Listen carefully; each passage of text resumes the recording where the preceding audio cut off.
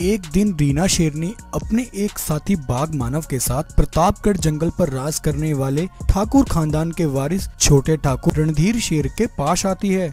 रणधीर रीना शेरनी को वहां देखकर थोड़ा चिंता में पड़ जाता है। रीना, तुम यहाँ क्यों चली आई? मैंने तुमसे यहाँ आने के लिए मना किया था। क्यों छोटे ठाकुर, इतनी जल्दी भूल गए? तुमने आज शाम तक का वादा किया था। देखो रीना, बात ऐसी है, पिताजी ने मुझे रुपए देने से मना कर दिया है। कोई बात नहीं, मैं फिर तुम्हारे पिताजी के पास जाकर उनसे ही पैसे मांगती हूँ। नहीं रीना, अगर तुमने ऐसा किया तो तुम्हें तो पैसे मिल जाएंगे, लेकिन मेरे पिताजी मुझे जमीन और जायदाद से बेदखल कर देंगे। ये तो तुम्हारी बदनसीबी है रणधीर। मैं तुम्हें कल तक की मोहलत देती हूँ। कल तक मुझे मेरा सारा पैसा मिल जाना चाहिए। यूं रीना शेरनी रणधीर को पैसों की धमकी देकर जैसे ही जंगल में थोड़ा आगे आती है, तभी भल्लाल उसके सामने आकर उसका रास्ता रोक लेता है। भल्लाल, तुम्हारा निशाना बिल्कुल सही जगह पर लगा है। पैसों के लिए वह चोरी तो क्या, खून भी कर सकता है। जल्द एक ऐसा फल पकने वाला है जिसे हम सारी जिंदगी मिलकर खाएंगे। हाँ रीना, लेकिन वो सब तब होगा जब तुम जिंदा रहोगी। इतना कहकर भल्लाल रीना और उसके साथी पर हमला करके उन दोनों को जान से मार डालता है और अपने सबसे पुराने दोस्त रणधीर के पास आता है। दरअसल रणधीर, भल्लाल और पाशा तीनों बहुत पुराने दोस्त थे। रणधीर, अब तुम्हें डरने की कोई जरूरत नहीं है। मैंने उस कांटे को तुम्हारे रास्ते से हमेशा के लिए हटा दिया है।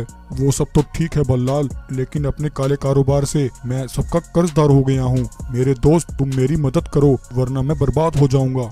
रणधीर मेरे दोस्त, तुम्हारे एक इशारे पर मैं अपनी जान तक दे सकता हूँ, लेकिन क्या करूँ, मैं भी राजा से रंग खो गया। मेरी तिजोरी भी खाली पड़ी है, जमीन और जायदाद सब गिरवी रखे हैं। जानता हूँ भल्लाल, लेकिन मुझे इस समय पैसों की सख्त जरूरत है। रणधीर, हर समस्या का कोई न कोई हल जरूर होता है। भल्लाल, तो फिर इस समस्या का जल्दी से कोई हल निकालो। हाँ मेरे दोस्त, मेरे पास तुम्हारी इस समस्या का एक हल है। और तुम्हारी ही नहीं, जिंदगी भर ऐश करने का इंतजाम है।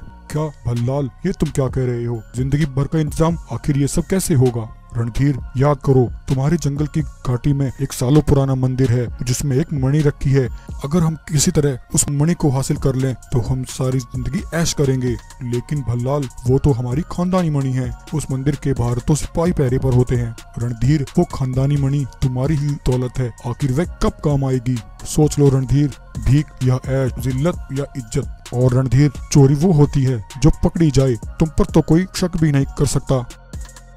उधर जंगल की घाटी में तूफानी रात में महावीर शेर अपनी गर्भवती पत्नी भानु और एक बाघ के बच्चे को लेकर चला जा रहा था। तभी अचानक से भानु को प्रसव पीड़ा शुरू हो जाती है। महावीर को अपने सामने एक मंदिर दिखाई देता है। वह अपनी पत्नी भानु को लेकर उस मंदिर की तरफ आता है। उस तूफानी रात में मंदिर की सुरक्षा में तैनात सारे सिपाही सोए हुए थे। भानु अपनी प्रसव पीड़ा से परेशान थी। भानु, तुम बिल्कुल परेशान मत हो, ये मुश्किल समय जल्द खत्म हो जाएगा। तभी काली चादर ओढ़े भल्लाल, रणधीर और पाशा मंदिर की वह मणि चुराने आते हैं। वो मंदिर में रखी उस मणि को उठा लेते हैं। तभी एक सिपाही उन्हें ऐसा करते हुए देख लेता है। वह सिपाही उन तीनों को रोकने आता है। तभी भल्लाल उस सिपाही पर धारदार तीर से हमला करता है। सिपाही घायल होकर वहीं जमीन पर गिर जाता है। रणधीर, भल्लाल और पाशा मणि चुराकर वहां से भाग जाते हैं। उधर भानु को एक बेटा हो जाता है। उस सिपाही की आवाज सुनकर महावीर उसके पास आता है। अरे शेर, तुम कौन हो और तुम्हें किसने मारा? महावीर उस घायल सिपाही के शरीर से उस तीर को निकालने लगता है, लेकिन उसे ऐसा करते हुए मंदिर की सुरक्षा में तैनात बाकी सिपाही देख लेते हैं। सिपाही महावीर को पकड़कर उसे ठाकुर रणधीर के हवाले कर देते हैं। रणधीर, भल्लाल और पाशा मिलकर महावीर को रस्सियों से बांध देते हैं। गद्दार, तूने मेरे जंगल में आकर हमारी खानदानी मणि को चुराने की कोशिश की, तुझे इसकी सजा जरूर मिलेगी। भल्लाल, पाशा, मार डालो इसे। तब रणधीर, भल्लाल और पाशा मिलकर महावीर पर हमला करते हैं। वो तीनों मिलकर महावीर पर बहुत जुल्म करते हैं और महावीर को खून में नहला देते हैं। भानु उन तीनों के सामने अपने पति महावीर की जिंदगी की भीख मांगती है, लेकिन वो जालिम उसकी एक नहीं सुनते। रणधीर, भल्लाल और पाशा के जुल्मों को सहते हुए महावीर की वहीं मृत्यु हो जाती है। ये देखकर भानु शेरनी जोर जोर से बिलखने लगती है और गुस्से से पागल हो जाती है। जालिमो, जिस तरह आज तुमने मेरे बेकसूर और निर्दोष पति की हत्या की है, तुम सब जल्द उसका हिसाब दोगे। मेरा बेटा तुम तीनों से अपने पिता का बदला लेगा। तुम तीनों जल्द मुझसे अपने प्राणों की भीख मांगोगे। वह अपने पति महावीर का अंतिम संस्कार करती है और उस अनाथ बाघ के बच्चे से कहती है, बेटा, मैं जानती हूँ मेरे पति ने तुम्हें अब तक अपने बेटे की तरह पाला, लेकिन बेटा मैं अब बहुत बेसहारा हो चुकी हूँ। मैं ठीक से अपने बेटे का ख्याल नहीं रख सकती तो तुम्हारा पालन पोषण कैसे कर पाऊंगी। तुम यहाँ से चले जाओ बेटा और अपना ख्याल रखना। भानु की बात सुनकर वो अनाथ बाघ का बच्चा वहाँ से चला जाता है और भानु अपने बच्चे को लेकर एक दूसरे जंगल आ जाती है और अपने बच्चे के साथ वहाँ रहकर उसका पालन पोषण करने लगती है। कुछ वर्ष ऐसे ही बीत जाते हैं। भानु का बेटा शिवा जवान हो जाता है। तब एक दिन शिवा अपनी माँ से एक सवाल कर बैठता है, माँ, मेरे सभी दोस्तों के पिता हमेशा उनके साथ रहते हैं, लेकिन मैंने कभी अपने पिता को नहीं देखा।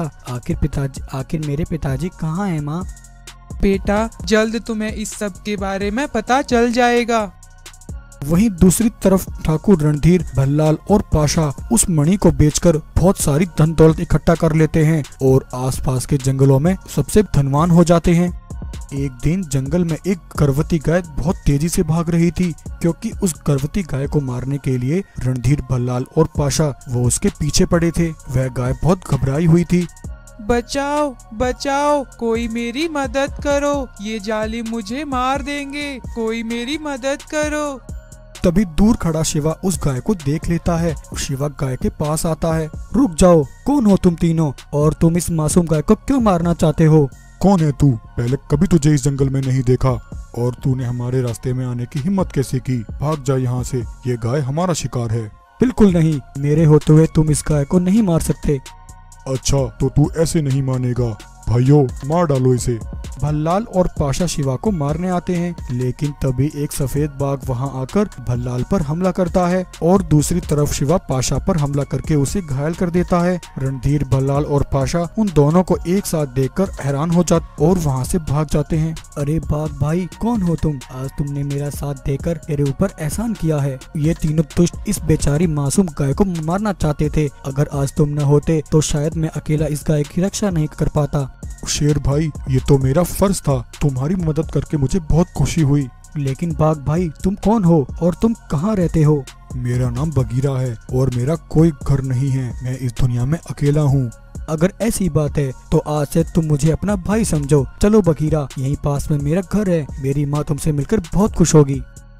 तब शिवा बगीरा को लेकर अपनी माँ के पास आता है। भानु उस सफेद बाघ को देखकर कहती है, शिवा, ये सफेद बाघ कौन है और तुम इसे यहाँ क्यों लेकर आए हो?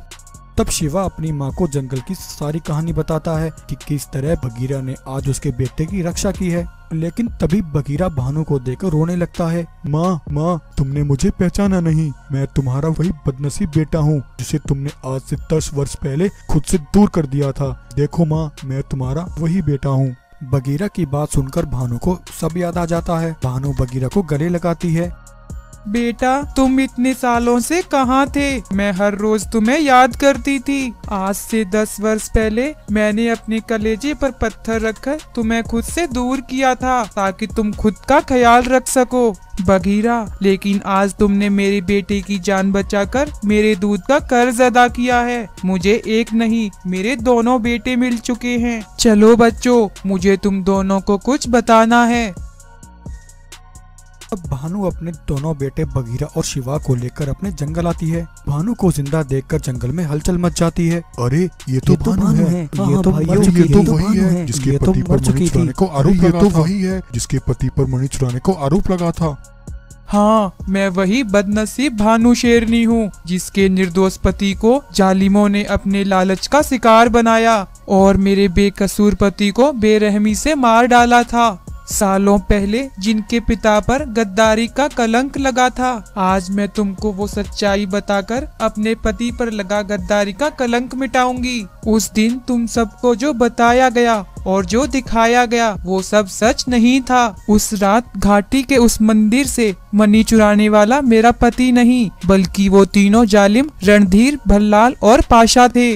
उस रात उन तीनों को एक सिपाही ने देख लिया था। वो सिपाही उस घटना का चश्मदीद गवाह था, इसलिए उन जालिमों ने उस सिपाही को मार डाला। जब महावीर ने उस घायल सिपाही के शरीर में से उस तीर को निकालने की कोशिश की, तब उसे सिपाहियों ने देख लिया था और उन सब ने यही मान लिया कि सिपाही की हत्या महावीर ने की है और उस मणि को भी महावीर ने चुराया था। मणि को चुराने वाले असली गद्दार शराफत का मुखौटा पहनकर बच गए और इल्जाम महावीर पर लगा दिया। उन जालिमों ने मुझसे मेरा सुहाग छीना और मेरे बच्चों से उनका पिता छीन लिया। जब तक मैं उन दरिंदों को खून में नहाते नहीं देख लेती, तब तक मेरे कलेजों को ठंडक नहीं मिलेगी।